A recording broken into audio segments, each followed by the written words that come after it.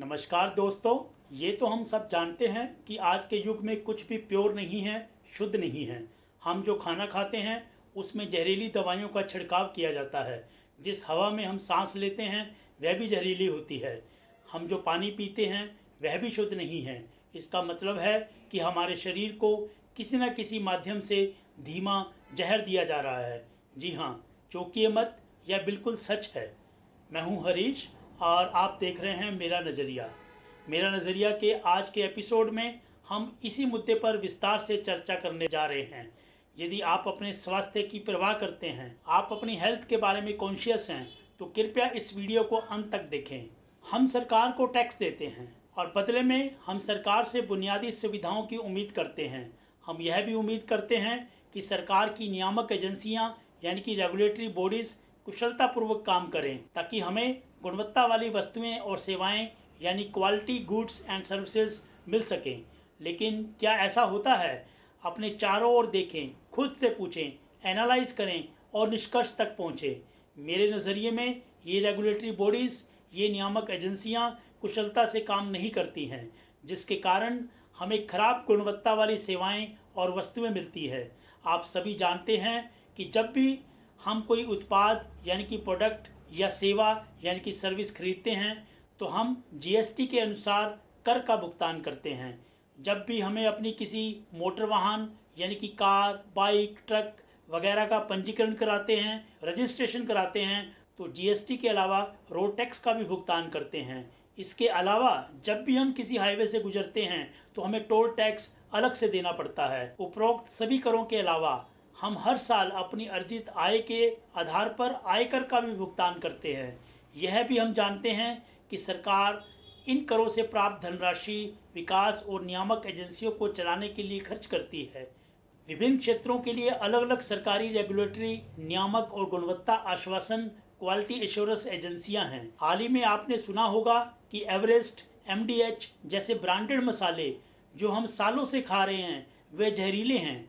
इसमें ethylene oxide मिलाया जाता है जो कैंसर का कारण बनता है। इसका मतलब है कि हम वर्षों से यह जहर खा रहे हैं, लेकिन इसका पता हांगकांग, सिंगापुर की विदेशी नियामक एजेंसियों ने लगाया है जहां पर ये मसाले एक्सपोर्ट होते हैं। इसके बाद तो अमेरिका, यूरोप आदि ने भी इन उत्पादों की जांच शुरू कर दी है, जबकि यह काम भारत की जो फूड्स को लेकर के एक नियामक एजेंसी है FSSAI, उनकी ये जिम्मेदारी बनती है कि खाद्य उत्पादों को मार्केट में आने से पहले ही जांच की जाए ताकि गलत जो उत्पाद हैं, जहरीले उत्पाद हैं जिसमें जहरीले प्रिजर्वेटिव पिलाए जाते हैं, वो मार्केट में ना आ सके, वो लोगों तक ना पहुंच सके, लोग उनका सेवन ना कर सकें। लेकिन इस एजेंसी ने ऐसा नहीं किया और हमें वर्षों तक यह जहर खाने को मजबूर किया, यानी कि इस देश के लोगों को जीवन वर्षों से खतरे में डाला गया है। इसी तरह कई अन्य उत्पाद भी हो सकते हैं जिन्हें हम वर्षों से खा रहे हैं,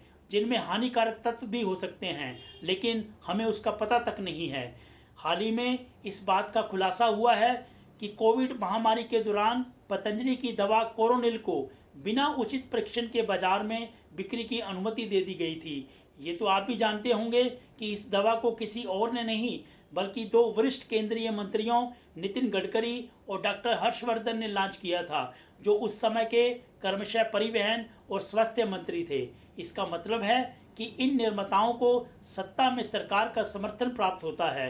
यहाँ तक कि कोविशील्ड वैक्सीन, जिसे हमारे प्रधानमंत्री श्री मोदी जी ने बहुत प्रचारित किया था और जिसे 80% लोगों ने लगाया भी था, कि दुष्प्रभाव पाए गए हैं, इससे खून के धक्के बन जाते हैं। इस बात का खुलासा कोविशील्ड की निर्माता कंपनी एस्ट्राजेनेका ने हाल ही में किया है।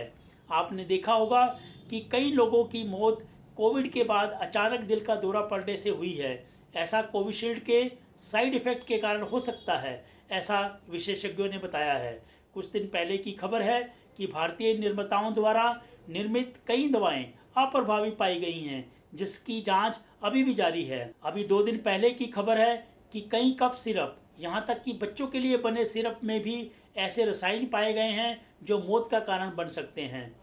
चुनावी बॉन्ड के विश्लेषण से पता चलता है कि इनमें से कई फार्मा कंपनियों ने सरकार में शामिल पार्टियों को चंदा दिया है, जो अधिक गंभीर है, क्योंकि दान देने के बाद ये कंपनियां लाइसेंस के मामले में सरकार से मदद की उम्मीद करती हैं और गलत काम करते पाए जाने पर कोई कार्रवाई नहीं होने की भी उम्मीद करती है। लेकिन मेरा सवाल यह है कि इन नियामक एजेंसियों की मौजूदगी में इन खाद्य पदार्थों और दवाओं को बाजार में बिक्री की अनुमति कैसे दी जाती है?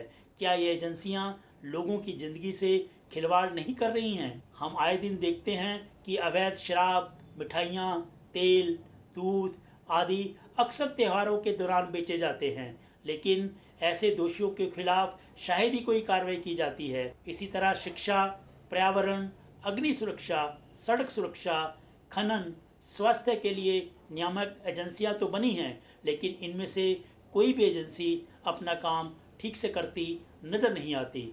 यदि आप शिक्षा के क्षेत्र में बात करते हैं तो अधिकांश निजी उच्च संस्थान और यहाँ तक कि स्कूल उचित फैकल्टी और बुनियादी ढांचे के बिना चल रहे हैं, लेकिन उन्हें एफिलिएशन और रिकग्निशन मिलती रहती है, सालों साल मिलती रहती है, जिससे खराब गुणवत्ता वाली शिक्षा मिलती है और छात्रों को धोखा मिलता है। बुनियादी पर्यावरण मानदंडों का पालन किए बिना कारखाने चल रहे हैं। पर्याप्त सुरक्षा मानदंडों को बनाए रखे बिना राजमार्ग और सड़कें बनाई जा रही हैं।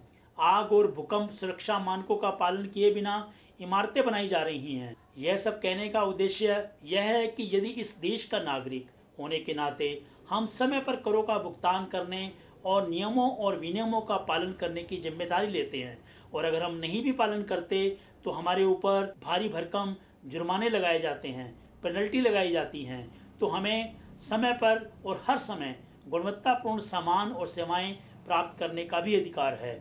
मेरा नज़रिया में मुझे केवल इतना कहना है कि सरकार को उन उद्योगपतियों को खुश करने और उनका पक्ष लेने के लिए लोगों के जीवन को खतरे में डालने का कोई अधिकार नहीं है, जो सत्ता में पार्टी को चंदा देती हैं, दान देती हैं। हमें उस देखभाल की आवश्यकता है जिसके हम हकदार हैं, हमें उस सुरक्षा की आवश्यकता है जिसके हम हकदार हैं, हमें उन बुनियादी सेवाओं की आवश्यकता है जिनके हम हकदार हैं, हमें गुणवत्तापूर्ण भोजन और स्वास्थ्य उत्पादों की आवश्यकता है जिनके हम हकदार हैं। आज की इस चर्चा का उद्देश्य हमारे अधिकारों और जिम्मेदारियों के बारे में जागरूकता फैलाना है, क्योंकि चाहे ये निर्माता हों या नियामक निकायों में काम करने वाले लोग या फिर आम लोग, सभी समान रूप से इन उत्पादों और सेवाओं के उपभोक्ता हैं। यहाँ यह कहना अति उचित होगा कि तूफान आएगा तो ले डूबेगा हर उस मकान को जो आएगा उसकी जद में। तूफान आएगा तो ले डूबेगा हर उस मकान को जो आएगा उसकी जद में, फिर चाहे वह तेरा हो चाहे वह मेरा हो।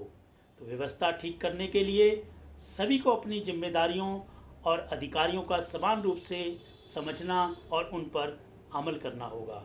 धन्यवाद। जय हिंद।